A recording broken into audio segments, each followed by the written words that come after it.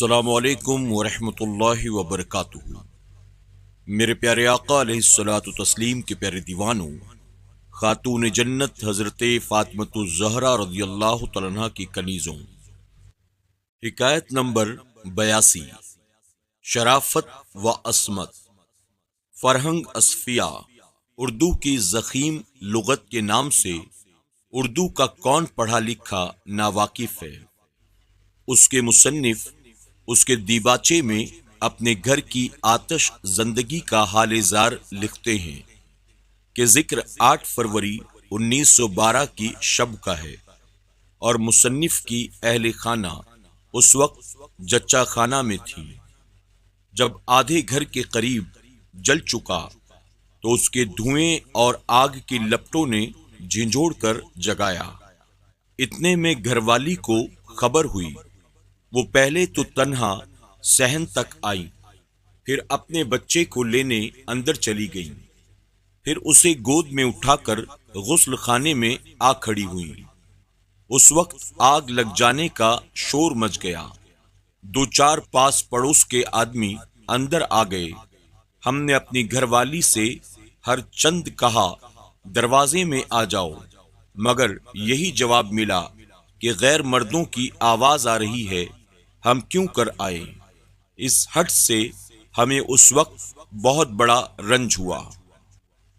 خیر وہ آگ بالآخر کیوں کر بجھی اور جچہ اور بچے کی جان بچنے کی کیا صورت نکلی، اس سارے قصے سے اس وقت بحث نہیں۔ ہمارے آپ کے کام کی چیز عبرت کے آخری فقرے ہیں۔ خطرہ کوئی معمولی یا دور کا نہیں، بلکہ جان پر بن گئی تھی، اپنی جان پر بھی اور بچے کی جان پر بھی۔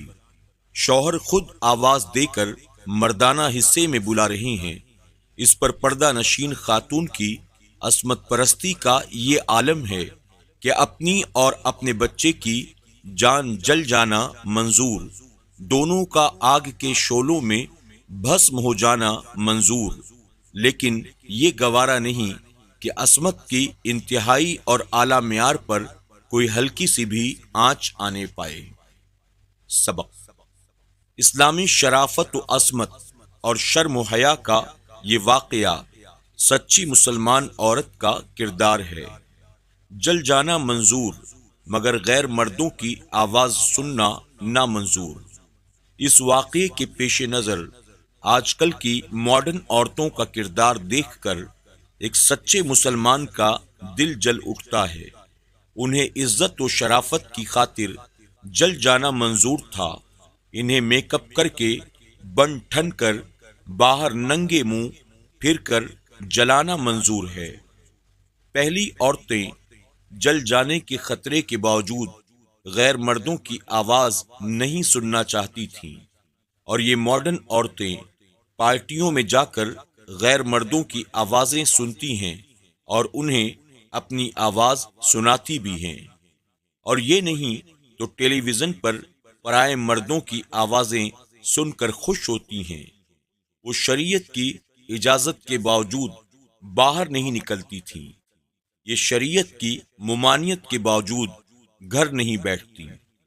اس مکان کو اتفاقاً آگ لگ گئی جو بجھ بھی گئی، مگر اس آزادی کی آگ نے گھر گھر آگ لگا رکھا ہے جو ہر دم پھیل رہی ہے، بجھنے کا نام ہی نہیں لیتی، اور یہ آگ ایسی خطرناک ہے کہ جس سے جان بھی جاتی ہے اور ایمان بھی باقی نہیں رہتا۔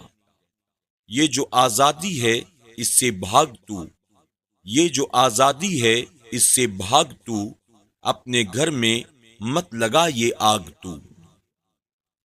دیوبندی حضرات کے حکیم الامت مولانا اشرف علی تھانوی کی کتاب بہشتی زیور، حکایات اولیاء اور ان کے ایک ماہنامہ پیام حق کراچی میں لکھی ہوئی عورتوں کی 3 حکایات۔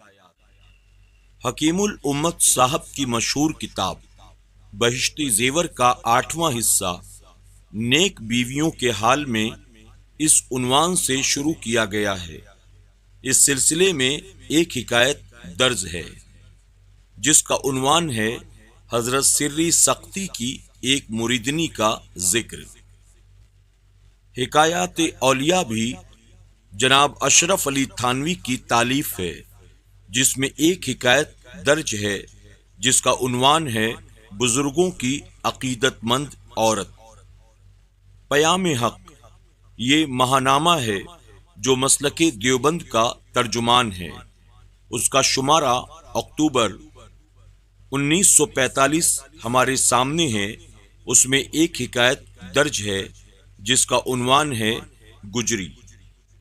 لیجئے یہ تینوں حکایات یکے بعد دیگرے سنیے۔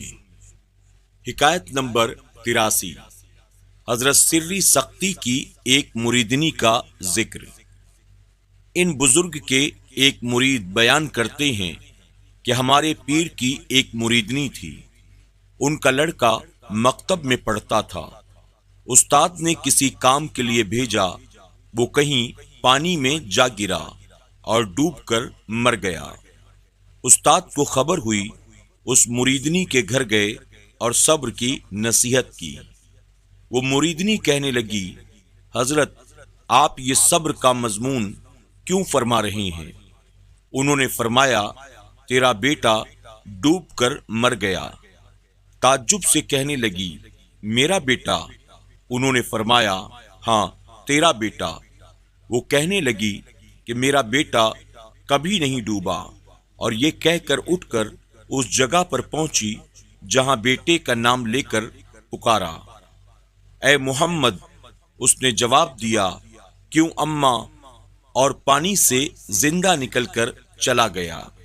حضرت سری سختی نے جنید سے پوچھا، یہ کیا بات ہے؟ انہوں نے فرمایا، اس عورت کو ایک خاص مقام حاصل ہے کہ اس پر جو مصیبت آنے والی ہوتی ہے اس کی خبر کر دی جاتی ہے، اور اس کی خبر نہیں ہوئی تھی، اس لیے اس نے کہا ایسا کبھی ہو ہی نہیں سکتا۔ فائدہ: ہر ولی کو جدا جدا درجہ ملتا ہے۔ کوئی یہ نہ سمجھے کہ مجھ پر کیا گزرنے والا ہے، اللہ تعالیٰ کو اختیار ہے، جس کے ساتھ جو برتاؤ چاہے وہ کرے، مگر پھر بھی بڑی کرامت ہے اور یہ برکت ہے خدا و رسول کے تابع داروں کی۔ اس میں کوشش کرنی چاہیے، پھر خدا تعالیٰ چاہے تو یہی درجات دیں یا بڑا دے دیں۔ Bahishti Zewar, page number 61۔ سبق: حکیم الامت صاحب کی لکھی ہوئی اس حکایت سے آج کل کی بدعقیدگی کے جملہ جراثیم ہلاک ہو جاتے ہیں۔ ایک تو یہ کہ پیری مریدی کے خلاف بولنا ایک خطرناک جراثیم ہے جسے حکیم صاحب نے اس حکایت سے مار ڈالا۔ دوسرا یہ کہ کسی ولی میں یہ طاقت نہیں کہ وہ مرے ہوئے انسان کو زندہ کرے۔ اس مہلک جراثیم کی حکیم صاحب نے ایک مریدنی کے پکارنے سے ڈوب کر مرے ہوئے بیٹے کا زندہ باہر بلا لینے کا ذکر کر کے ہلاک کر ڈالا۔ تیسرا یہ خطرناک جراثیم کہ غائب اور مردے کو یہ کہہ کر پکارنا شرک ہے۔ مریدنی نے اپنی نزا سے غائب بیٹے کو اے محمد کہہ کر پکارنے کا ذکر کر کے اس جراثیم کو بھی ہلاک کر دیا۔ گویا حکیم صاحب کی یہ حکایت بدعقیدگی کے جراثیم کو ہلاک کرنے کا مفید نسخہ ہے۔ یہ بھی معلوم ہوا کہ اللہ کے مقبول بندوں کو آنے والے حالات کا پہلے سے علم ہو جاتا ہے، پھر منبع علم و حکمت سے اور سارے نبیوں کے علوم سے بھی زیادہ علم رکھنے والے آقا و مولا حضور اکرم صلی اللہ علیہ وسلم کے متعلق یہ لکھنا اور کہنا کہ انہیں تو کل کی بھی خبر نہ تھی اور دیوار پیچھے کا بھی کوئی علم نہ تھا، فلاں چیز کا انہیں علم نہ تھا اور فلاں بات سے وہ بے خبر تھے، یہ گمراہی نہیں تو اور کیا ہے۔ حکیم صاحب سے یہ لکھ کر اس مریدنی کو ایک خاص مقام حاصل ہے۔